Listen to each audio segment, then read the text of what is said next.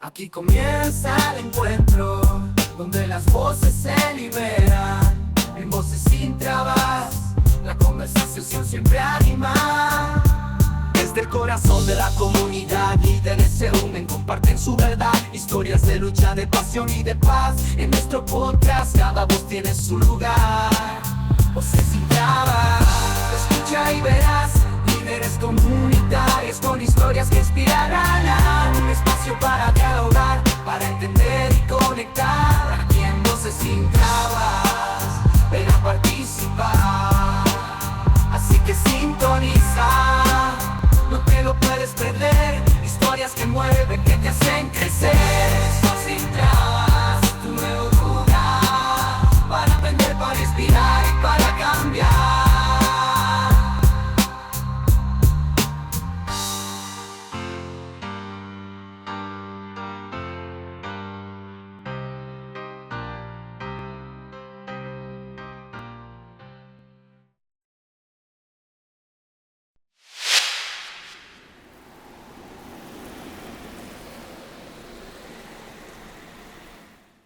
Buenos días, buenas tardes y buenas noches a quienes nos ven o nos escuchan, o nos ven y nos escuchan. Hoy estamos con Julie Benavides, una gran mujer, investigadora, docente, doctora en ciencias químicas y líder de salud colectiva del territorio de Kennedy. Hola Julie, ¿cómo estás? Hola, ¿cómo te va?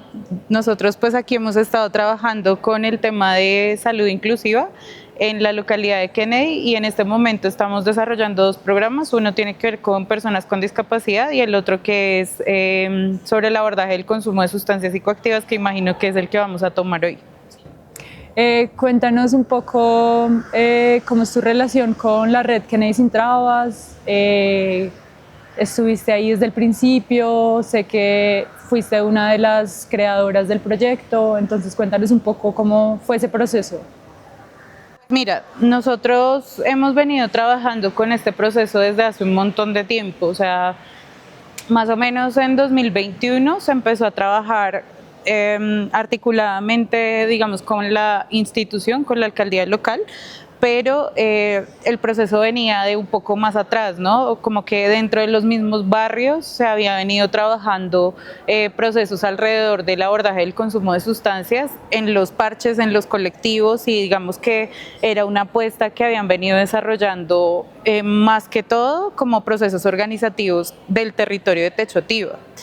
¿Qué hicimos nosotros? Pues llegar, digamos, cuando nos dijeron que estuviéramos trabajando este proceso desde el abordaje institucional, lo que tratamos de hacer fue no imponer lo que nosotros pensábamos, sino acercarnos a la comunidad, ver cómo ellos estaban trabajando y tratar de acopiar esas iniciativas al proceso nuestro. Entonces, inicialmente, pues lo que se hacía en 2020 eran talleres todavía dentro de los colegios,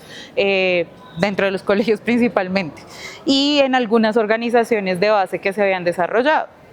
En ese momento, pues digamos que lo que nosotros dijimos fue todo el tema de tallercitis aguda no ha funcionado aquí, no ha funcionado en otros territorios. Entonces lo que iríamos a hacer es más bien desarrollar un proceso que tuviera de las bases hacia las bases, ¿no? Que la misma gente estuviera formulando cómo quería generar estos procesos de prevención, de mitigación o de reducción de riesgo y daño, porque sabíamos que hay diferentes formas de pensarse este abordaje del consumo de sustancias psicoactivas. Y al principio lo que hicimos fue hacer como reuniones con la misma gente, preguntarles qué era su interés, cómo lo querían abordar, en qué condiciones, y tratar de con eso estructurar un anexo técnico que tuviera más o menos la conclusión de todas esos aportes que recibimos de la misma comunidad.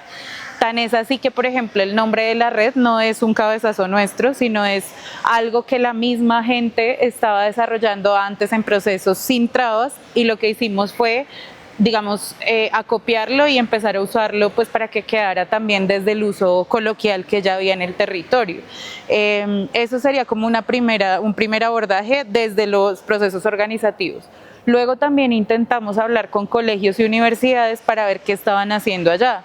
Y pues nos encontramos diversos tipos de formas de abordar el tema, pero pues los profes nos decían que no tenían como unas herramientas específicas ni un enfoque, digamos, ligado a la salud. Y en ese sentido, pues como que también trabajar solo de aspectos de salud pública era complejo, porque nosotros no creemos en eso, creemos que la salud es más bien colectiva. Y entonces lo que decíamos es, pues hablemos con las instituciones, veamos qué están haciendo, y pues nos invitaron a diferentes espacios desde la Dirección Local de Educación y nos dijeron como, bueno, qué es lo que van a hacer, cómo lo van a ofrecer y en qué condiciones ellos también lo aceptarían. Y pues lamentablemente en algunos colegios pues estaba pensando todavía que el tema del plan mochila era lo único que se podía hacer, o meter policías a regular, o sí, como una cosa más punitiva. Y en ese momento nosotros lo que dijimos fue, pues nuestra apuesta es distinta, los que quieran ir por nuestra línea va a ser un proceso formativo en el que el mismo colegio sepa cómo va a implementar el asunto y nosotros hacemos el acompañamiento. Entonces digamos que hasta ahí teníamos esas dos, como esas dos aristas, ¿no? Y luego ya lo que empezamos a ver es que la misma gente nos decía, ustedes no van a poder ir a todos los colegios, a todos los parques, a todos los sitios. Se visitaron juntas de acción comunal y muchos de ellos decían, es que mire, el problema aquí es que en el parque están todos fumando y no hay una forma en la que nosotros podamos decir, ah, bueno, los vamos a regular o vamos a entender el proceso o vamos a pensarlo de alguna manera. Y entonces lo que decíamos es, pues busquemos una estrategia para que nuestra estrategia, perdón la redundancia, vaya a esos sitios, ¿no? Entonces vaya a los parques, vaya a los sitios donde hay consumo o vulnerabilidad muy alta, y podamos, digamos, acercar el proceso a esos sitios a los que nosotros sabíamos que no están cobijados o por los procesos organizativos o por las instituciones educativas de la localidad. Y en ese caso lo que hicimos fue decir, pues montemos entonces una móvil que pueda trasladarse a cada lugar, y al principio le decíamos como el carrito sanduchero y ahora es la móvil Kennedy sin trabas, que acopie, digamos, diferentes estrategias, que pueda tener aporte desde lo individual, desde lo colectivo, con juegos, con cosas, para que pueda cubrir diferentes tipos de población. Más o menos así fue que empezamos. Ok, muy interesante. Me gustaría preguntarte cómo llegaste al trabajo comunitario siendo química y por qué la localidad de Kennedy y no, digamos, otro territorio. Pues nosotros, digamos, yo casi siempre acostumbro a hablar en plural porque yo creo que uno no se construye solo, ¿no? Entonces, primero, pues digamos, yo soy de universidad pública, yo salí de la Universidad Distrital, y desde allá, desde entonces venía investigando en temas de sustancias psicoactivas.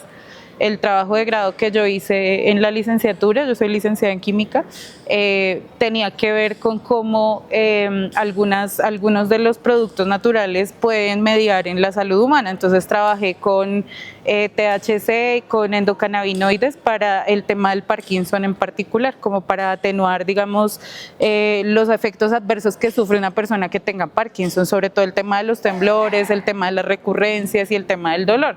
Y eso lo hacíamos nosotros desde ese entonces. Luego, digamos que empezamos a salir a los barrios a revisar otro tipo de cosas, pero pues muy desde el contexto de universidad, claro. Y luego yo me fui a hacer un doctorado fuera del país, estuve en Chile un tiempo, y en ese doctorado trabajé como temas farmacológicos, empecé a trabajar con ello. Y con esos temas de farmacia lo que uno veía era que muchas veces si uno está implementando solamente el efecto, digamos, de los fármacos directamente, lo que tú haces es, claro, curar una cosa, pero generar otro montón de cosas a su alrededor. Y en ese momento lo que hacíamos era hacer intercambio acá también con algunas comunidades, y nos dábamos cuenta que la acción de las plantas y la acción, digamos, de esas moléculas que proveen las plantas, pues también pueden ayudar a ciencia cierta a resolver un montón de cosas. Entonces, claro que yo venía ya con eso, cuando terminé el doctorado me devolví para acá, y estando aquí empecé a investigar, empecé a trabajar en la Universidad Pedagógica Nacional, otra vez otra pública, otra vez, digamos, ver el contexto de lo comunitario ahí. Muchos de los pelados que trabajaban en temas ya de consumo nos permitieron a mí y a otras personas ingresar a ese parche, a ese contexto, y escucharlos y pensarse cómo poder intervenir. Y digamos que inicialmente como que la gente que rodeaba el quehacer científico en la universidad eran los mismos pelados, porque muchos de mis compañeros pues no entendían lo que nosotros trabajábamos, y a veces yo pienso que tampoco están muy ligados a querer sacar de las aulas el conocimiento, sino que todo el mundo piensa que dentro del aula usted tiene que aprenderse una cantidad de cosas que materialmente hasta uno piensa que para qué, ¿no? O sea, como que la química a veces es muy abstracta, y a veces el no poder decir esta tabla periódica para qué demonios me sirve en la vida, pues sí tiene un lugar, ¿no? Y entonces es más fácil enseñarle a una persona que si usted está aprendiendo que el mercurio es un contaminante, pues es más chévere que usted vaya y se lo muestre en el agua y el efecto que puede producir, y ¿no? O que la planta tal tiene tal efecto, en vez de enseñarle solo la estructura molecular y decirle, se aprende esta estructura y me la recita, es más fácil decirle, mire, esta hojita de valeriana tiene tal estructura, esta estructura se ancla a su cerebro y entonces le sirve para tranquilizarse.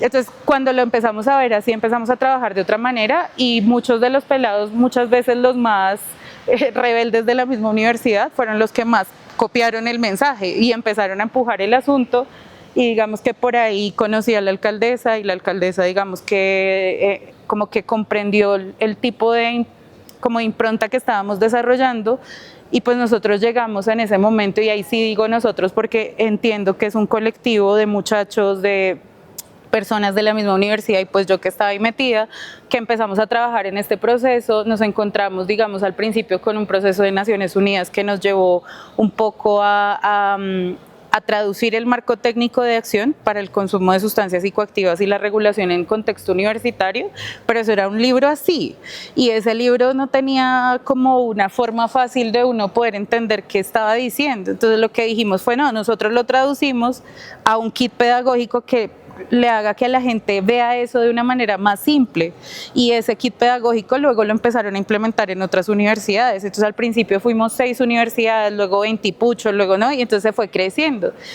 Y digamos que por esa acción empezamos a decir, bueno, veamos en el territorio cómo se trabaja, porque hay mucha gente que dice, por ejemplo, a nivel de educación, no, la educación es la de Finlandia y todos deberíamos vivir como en Finlandia. Pues es que aquí no hay finlandeses, ni tampoco hay una posición correcta de decir, bueno, todos los colombianos nos vamos a portar así y así, sino que nosotros somos unos colombianos, los paisas son otros colombianos, los guajiros serán otros colombianos, la gente del sur será otra, los de Pasto vivirán de otra manera, y empezar a normatizar a la gente en todos los territorios es difícil. Entonces, teniendo en cuenta ese panorama de lo macro, pues nos venimos a Kennedy, y Kennedy pues es una localidad vulnerable en la que hay también diferentes condiciones sociales, ¿no? Entonces es distinto cómo la gente percibe este problema alrededor de Corabastos que cómo se percibe en Marsella, y están a escasos 15 minutos en bici, digamos, ¿no? Entonces uno dice, tampoco es necesario normatizar el tema y decir, bueno, ahora todo el mundo aplique esta receta de cocina y con eso vamos a salvar a no sé cuántos muchachos, porque también lo ponen en esos términos, sino que usted tiene que leer el contexto de acuerdo a dónde está parado, ¿no? Entonces en Timisa pasan unas cosas, en Carvajal otras, en el Tintal otras, y cada quien en su entorno tiene formas de percibir este problema, ¿no? Y hay otros que ni siquiera lo perciben como problema, sino como una temática socialmente relevante, que también se da en otras condiciones y que no siempre es problema. Hay gente que ha decidido consumir, pero sigue siendo funcional en su vida y tiene todas sus áreas bien hechas y no le está haciendo ningún impacto al resto de la sociedad, y por lo contrario tiene procesos comunitarios, educativos y demás que sirven para la transformación de la sociedad. Y hay gente que se dice que es muy blanca, muy pura y no consume nada, pero también tiene un efecto adverso sobre el territorio en el que está. Entonces yo sí creo que era importante posicionar un tema no tan punitivo, no tan como lo decíamos hace un rato, como de todos a plan mochila y vamos a requisar y vamos a sacar a la gente y todos a la cárcel, porque al final en la cárcel tampoco hay un proceso que les hagan a las personas para que puedan estar mejor en la sociedad, sino un proceso en decir, vea, las personas que no han podido entrar al tema del consumo, pues mejor retrasémoslo, mejor intentemos que no entren, mejor sí, como que tengan otras herramientas. y entonces apliquemos la prevención. Pero la gente que ya está en el consumo, que ha estado ahí toda la vida, que lo tiene naturalizado, que tiene como otros temas, decirle cómo vamos a tapar el sol con un dedo era como hasta ridículo, ¿no? Y entonces en ese sentido pues hay mejores formas de como de desarrollar estos temas, y lo mismo, no es lo mismo aplicarlo en un colegio que aplicarlo en una universidad, que aplicarlo en un parche, que sí, como revisar, y digamos que por ahí fue que nosotros empezamos a trabajar. Y muchas de las personas, digamos, que han estado ligadas a estos procesos, pues yo las he venido como conociendo durante el tránsito de todo esto. Entonces, hubo pelados del mismo territorio que estaban en la universidad pedagógica y que nos enseñaron, digamos, a trabajar de esta manera, como más escuchando y menos hablando, ¿no? Que a veces uno no sabe, pero pues por algo el diseño del cuerpo humano es ese, ¿no? Tenemos 2 orejas y una boca, ¿no? Y uno de ellos me decía eso. Usted tiene 2 orejas para que escuche y una solamente para que hable. Entonces, dele más tiempo a escuchar al otro, dele más tiempo a entender esa problemática, y después ahí sí, de haberla procesado, mire a ver cómo es que va a actuar en el territorio, y creo que así es como hemos venido desarrollando. De acuerdo a como a lo que me acabas de contar, me surgen varias dudas, pero bueno, te las voy a ir como soltando de una, sí. La primera es como esta relación con las plantas, pero y digamos que históricamente las mujeres han sido como las guardianas de las plantas, ¿sí? Entonces me gustaría preguntarte cómo ves el papel de la mujer y de su papel de cuidado digamos, en estos abordajes de consumos de sustancias en el territorio.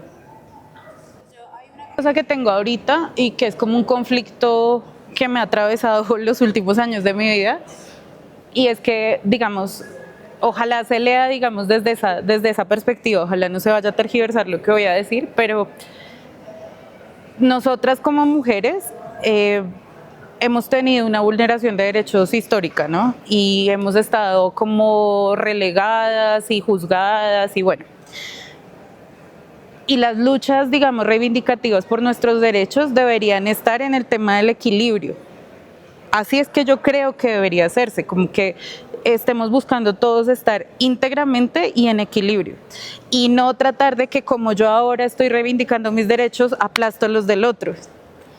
Y entonces ahí es a donde está mi problema, porque yo, por ejemplo, tengo problemas con algunos feminismos que creen que la mejor vía es aplastar la opinión de todos los demás y solamente sacar lo que tiene que ver con lo femenino, ¿no? Entonces, teniendo en cuenta ese marco, lo que yo creo que en la vida está bien, muy hacia mi forma de ver la vida, es generar esos equilibrios, ¿no? Y entonces llegar a un territorio a ejercer acciones de cuidado, no invisibilizando el cuidado que también pueden ejercer algunos hombres, ¿no? Eso, digamos, en primer lugar. Lo segundo, el tema de las plantas, pues claro, hay unas plantas que son plantas de poder y que tienen como algún efecto sobre el ser humano, que las manejamos desde las mujeres y que hemos guardado ese conocimiento también desde como de los procesos ancestrales y tal, pero también la acción del hombre ha estado ahí, ¿no? Y digamos que las formas y todo el espacio y como las maneras en las que puede llegar el uno y el otro son necesarias, ¿no? Entonces, claro, nosotras podemos llegar de una manera más sutil, más delicada, más de cuidado, más de empezar a inducir a la gente para que podamos tener unos espacios de palabra, para que podamos reflexionar el uno al otro sin necesidad de chocar tan fuerte. Esa es una acción que podemos tener nosotras y que se nos facilita mucho más. Pero yo también creo que hay gente y hay personas y hay formas y hay territorios a los que les llega más una acción un poco más directa, más fuerte, más, ¿no? Más de trabajo, y yo creo que esas dos acciones son necesarias visibilizarlas en todos los sentidos. O sea, yo no creo que los procesos tengan que estar solamente con una figura o con otra. Creo que deberíamos integrarlas a las dos y ver cuál es el potencial de cada uno. Yo personalmente creo que todos tenemos también esa visión más femenina y esa más masculina, ¿no? Pero todos los integramos en nuestro ser, ¿no? Entonces yo, por ejemplo, sé que hay algunas cosas en las que soy más fuerte y más jodida, y hay cosas, digamos, de trabajo rudos que me gustan, como hay otras que no puedo y que me toca pedir ayuda. al que pueda, ¿no? Al que esté. Y creo que ese tipo de cosas construyen una sociedad también diferente, ¿no? En la que todos podamos estar en equilibrio, y eso también lo ponen las comunidades ancestrales en el momento de acceder a este tema de las plantas. Bueno, y ya digamos como para puntualizar esa parte, yo sí creo que hay muchas cosas que las mismas culturas han venido posicionando dentro de los territorios y que uno simplemente porque vienen de esos temas ancestrales no les pone el cuidado que debería ponerles. Entonces, por ejemplo, no sé, hay muchas mujeres que han hablado del tema de la ruda para todo el sistema reproductor femenino. Y la gente dice como, eso es un agüero, y pues no es un agüero, hay espacios en los que uno analiza cuáles son esos productos naturales que podemos encontrar en la ruda y entendemos entonces por qué tiene esa capacidad de ser desinflamatorio y contribuirnos a que estemos mejor del útero, ¿no? O por ejemplo, no sé, lo mismo que hablaba ahorita de estos endocannabinoides corresponden a, claro, la molécula del THC que genera unos espacios de tranquilidad en el ser humano, de los que consumen, pero también los que no consumen tienen ¿cómo se diría? Como una molécula parecida, que es la anandamida, que sin uno estar consumiendo, el mismo organismo lo produce para relajar el organismo. Entonces al final todos tenemos estas plantas, y una cosa es que tú lo veas desde lo científico, pero no porque esté en otro territorio no puedas entender que esa acción tiene una forma benéfica, porque tiene también una reflexión, digamos, científica alrededor, así no la diga el taita o la persona que está desarrollando ese tema. Ahorita hablabas del equilibrio y ahorita estabas hablando del equilibrio